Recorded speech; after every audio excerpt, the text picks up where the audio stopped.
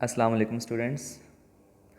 Dog देवर and golden आइट हमारा लेसन है और ये शॉर्ट स्टोरी अपने क्लाइमेक्स पर पहुंच चुकी है, बल्कि आखिरी मराहिल में पहुंच चुकी है, चूँकि तब्दीली का अमल मुकम्मल हो गया है और ज़मीन के वो लोग जो वहाँ पे फंस गए थे मरीख़ पे, वो मुकम्मल तौर पर मेंटली एंड फिज़िकली दोनों तरह से वो मरीखी बन चुके हैं और उन्हें बिल्कुल अब याद नहीं है कि वो ज़मीनी बाशिंदे थे किसी दौर में, और ज़मीनी बस्ती को बिल्कुल ख़ाली करके जो उन्होंने मरीख़ पे बसाई थी अर्थ सेटलमेंट, उसको ख़ाली करके वो पहाड़ों पे जाके आबाद हो गए हैं। और कल हमने पढ़ा था कि वहाँ पे उनके बड़े आलीशान और ज़बरदस्त घर हैं, तो वहाँ पे वो रह रहे हैं। और नीचे वादी में जहाँ अर्थ सेटलमेंट उन्होंने टाउन बसाया था, वहाँ पे आने का उनका कोई इरादा नहीं है, बल्कि ये वाले घर उनको पसंद भी नहीं आ रहे और वो कह रहे हैं कि ये बड़े बदसूरत और बड़े अजीब व गरीब किस्म के घर थे। देखते हैं जिसके बाद क्या हुआ। 5 years लेटर, 5 साल बाद, rocket fail out of the sky, आसमान से एक रॉकेट उतरा। तो ज़मीन से ही ज़ाहिर है ये आया होगा। उन्हें अंदाज़ा था कि मरीख़ पे हमारे कुछ लोग फंसे हुए हैं, तो यूँ ही जंग ख़त्म हुई ज़मीन पर और तो उन्होंने रॉकेट भेजा अपने आदमियों को वापस लाने के लिए। इटली ये उतर गया स्टीमिंग, धुआं खारिज करते हुए। इन द वैली, धुआं खारिज करते हुए निकालते हुए ये वादी में था। Man leaped out of it, leap out jump out, आदमी उसमें से छलांग लगा के बाहर आए, शाउटिंग, चिल्लाते हुए, आवाज़ें देते हुए। We have won the war on the earth, हमने ज़मीन पर जंग जीत ली है।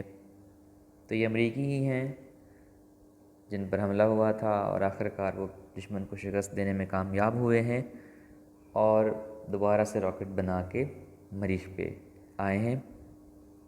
तो वो कह रहे हैं हमने ज़मीन पर जंग जीत ली है। वी आर हियर, हम यहाँ आए हैं, टू रेस्क्यू यू, आपको रेस्क्यू करने के लिए, बचाने के लिए, निकाल ले जाने के लिए। है आवाज़ देने का तरीका है जिस तरह ए ओ अरे कहते हैं। तो ये आवाज़ें दे के वो बुला रहे हैं, तलाश कर रहे हैं अपने लोगों को।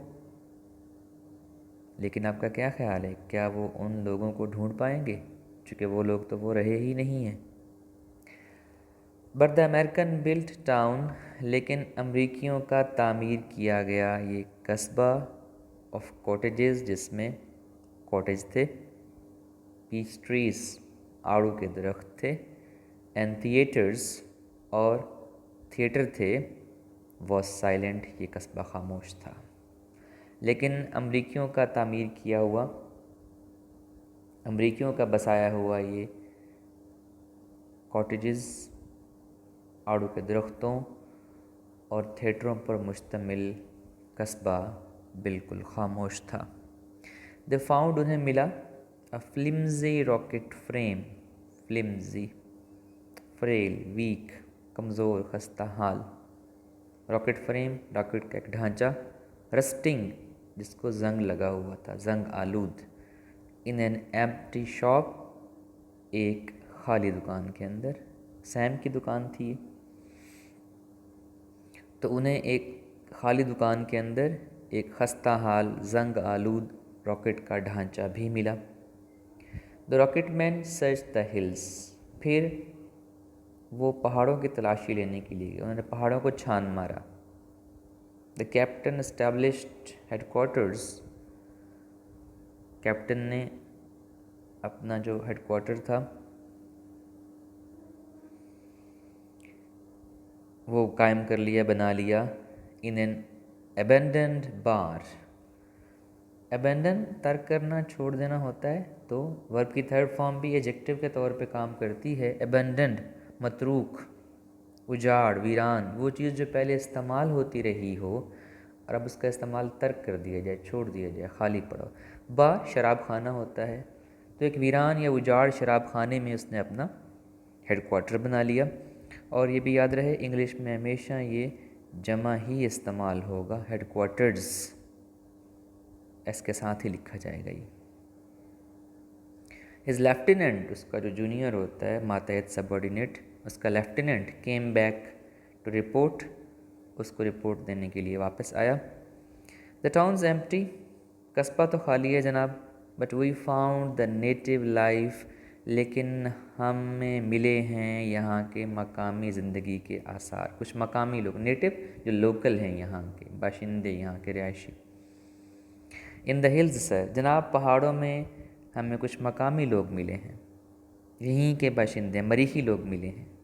आपको अंदाज़ा हो रहा है पहाड़ों में कौन रह रहा था? ये तो वही उनके अपने लोग थे, लेकिन ये उनको पहचान ही नहीं पाए जाके, और उन्हें कह रहे हैं कि यहाँ के मकामी लोग मिले हैं हमें से। डार्क पीपल, स्याह रंग के लोग हैं। येलो आइज़, उनकी आँखें जर्द हैं।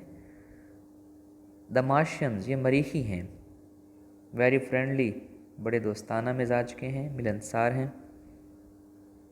वी टॉक्ड अ बिट, हमने थोड़ी बहुत कुछ बात की उनसे, नॉट मच, ज़्यादा नहीं, कुछ थोड़ी बहुत हमारी उनसे बातचीत हुई है। दे लर्न इंग्लिश फास्ट, वो बहुत तेज़ी से अंग्रेज़ी सीख लेते हैं। ये अमेजिंग बात है, ज़ुबान तो इतनी जल्दी सीखी नहीं जा सकती होती, लेकिन वो चूँकि उनकी अपनी ज़ुबान ही इंग्लिश थी तो दोबारा बोलने पर वो जल्दी सीख लेते हैं। आई एम श्योर, मुझे यकीन है। आवर रिलेशंस, हमारे ताल्लुकात, विल बी मोस्ट फ्रेंडली, बहुत दोस्ताना होंगे। विद देम सर, जनाब हमारे उनके साथ मरासिम या ताल्लुकात बहुत अच्छे रहेंगे, बड़े दोस्ताना रहेंगे उनके साथ। ये रिपोर्ट लेफ्टिनेंट ने दी है पहाड़ों में जाके, जब वो उन्हीं लोगों से मिला जिनको वो ढूंढने के लिए आए थे। डार्क ए सोचने का अंदाज़ होता है, क्या कहा? स्याह रंग के हैं। म्यूज़ द कैप्टन, म्यूज़ सोचना। तो कैप्टन ने सोचते हुए कहा, हाउ मैनी, हैं कितने, तादाद कितनी होगी उनकी? 600-800 आई वुड से, 600 से 800 के लगभग होंगे। आई वुड से का मतलब मेरा ख्याल है, मैं ये कहूँगा, मेरा अंदाज़ा है। Living in those marble ruins, और वो रह रहे हैं उन संगे मरमर के खंडरात में। इन द हिल्स सर, पहाड़ों में जो संगे मरमर के खंडर हैं, खंडरात हैं, उनमें रह रहे हैं वो। तो आपने गौर किया कि वो तो कह रहे थे ये विला है, बहुत आलीशान से घर हैं, लेकिन असल में वो तो रुइंस थे, खंडर थे। अब ये जब प्रोसेस हुआ चेंज का मेंटल, तो जो आपके अच्छे प्यारे घर थे उनको वो कह रहे हैं कि ये बदसूरत हो चुके हैं, इन्हें अच्छे बनाने आते ही नहीं हैं, और जो खंडर हैं, रुइंस हैं, कुछ भी नहीं है वहाँ पे, वो उन्हें विला लग रहे हैं और वहाँ वो बहुत हंसी खुशी रह रहे हैं। यही हाल उनका अपना है, ज़मीन के लोग बदसूरत लग रहे हैं और ख़ुद अब वो स्याबी हैं और दुबले पतले लंबे हैं और आंखें सुनहरी हैं, और वो ख़ुद अपने आप को इस तरह अच्छे लग रहे हैं।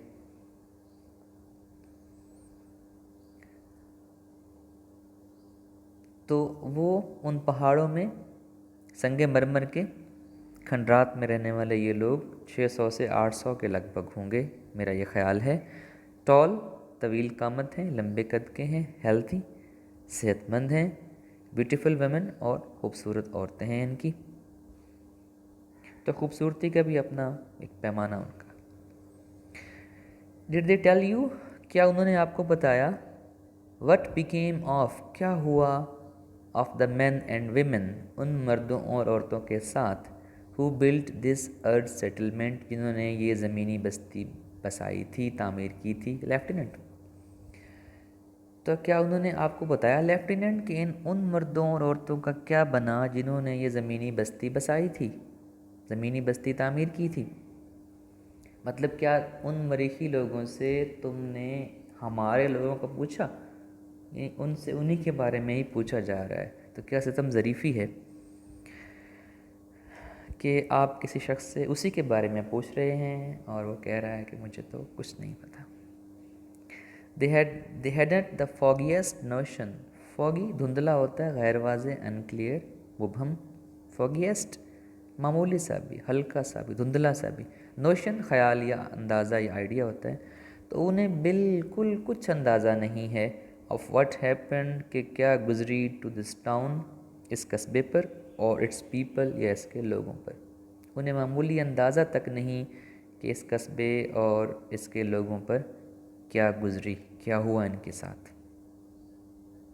स्ट्रेंज, बहुत अजीब बात है।